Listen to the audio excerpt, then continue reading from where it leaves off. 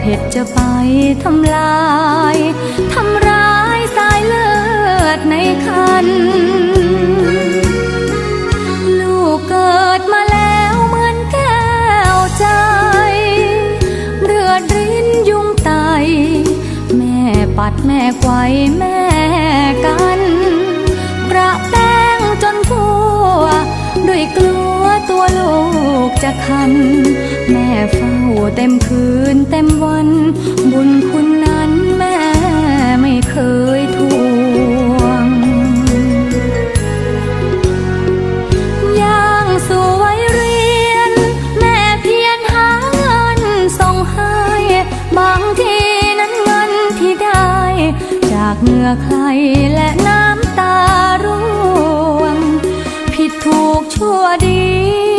แม่ชี้ให้รู้ทั้งปวงโตแล้วแม่ยังต้องห่วงเฝ้าห่วงลูกดังชีวิตนี่คือรักแท้ของแม่เราจะหาได้เล่าเทียบเท่าบุญคุณแม่นี้แม่ควรพักผ่อนนั่งนอนเสียทีจะตอบแทนคุณที่มีอย่างพอเพียงหาเลี้ยงแม่เอง